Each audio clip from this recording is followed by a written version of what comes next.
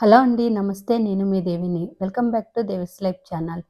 ఈరోజు ఈ వీడియోలో మీకు చూపించబోయే రెసిపీ పాలక్ పన్నీర్ రెసిపీ అండి. ఈ కర్రీ చాలా రుచిగా ఉంటుంది. చాలా సులభంగా తయారు చేసుకోవచ్చు. పాలక్ పన్నీర్‌కి కావలసిన పదార్థాలు: పాలకూర 2 కట్టలు తీసుకున్నానండి. ఇవి కాళ్ళు కట్ చేసుకొని తీసుకోవాలి. స్టవ్ ఆన్ చేసి పాన్ పెట్టుకొని పాలకూర ఉడికించుకోవడానికి తగినంత నీరు పోసుకొని నీళ్లు మరిగాక పాలకూర వేసి మీడియం ఫ్లేమ్‌లో 2 నిమిషాలు ఉడికించుకుంటే సరిపోతుంది. పాలకూరతో పాటుగా 2 పచ్చిమిర్చి, 2 వెల్లుల్లిపాయలు కూడా వేసుకొని ఇవి ఉడికాక కలర్ మారకుండా ఒక గ్లాసు చన్నీళ్ళు పోసి బాగా చల్లారనివ్వాలి. బాగా చల్లారాక మిక్సీ జార్‌లోకి వేసి మిక్సీ పట్టుకోవాలి. కొద్దిగా వాటర్ వేసి మెంతన్ పేస్ట్‌లా పట్టుకోవాలి.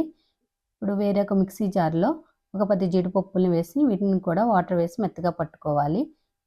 స్టవ్ ఆన్ చేసి పాన్ పెట్టుకుని నూనె వేడెక్కిన తర్వాత కొద్దిగా అందులో బటర్ కూడా వేసుకుని ఒక స్పూన్ జీలకర్ర, చిన్నగా తరిగిన ఉల్లిపాయ ముక్కలు కూడా వేసుకుని బాగా ఫ్రై చేసుకోవాలి. ఉల్లిపాయ ముక్కలు బాగా ఫ్రై అయిన తర్వాత మనం ఇందులో ఒక అర టీ స్పూను అల్లం వెల్లుల్లి పేస్ట్ వేసుకుని బాగా కలిపి అల్లం వెల్లుల్లి పేస్ట్ కాస్త పచ్చివాసన పోయే వరకు వేయించుకోవాలి.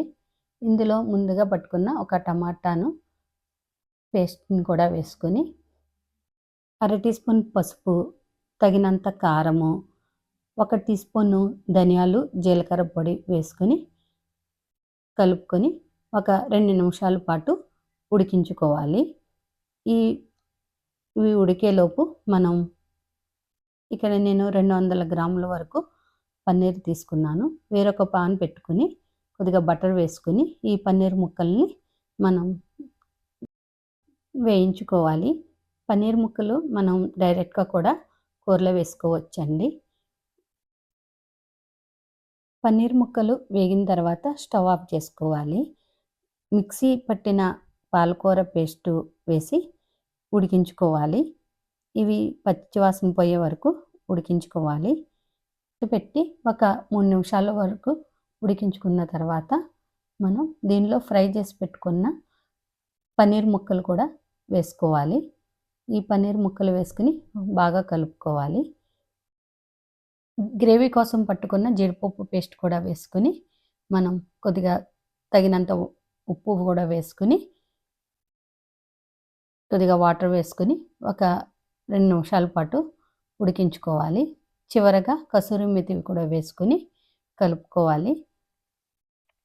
ఒక అర టీ స్పూన్ వరకు గరం మసాలా కూడా వేసి మూత పెట్టి ఒక 3 నిమిషాల పాటు ఉడికించుకోవాలి. లో ఫ్లేమ్‌లో ఉడికించుకోవాలి. ఇది జీడిపప్పు పేస్ట్ వేసాం కదండీ, తొందరగా అడుగంటుతుంది.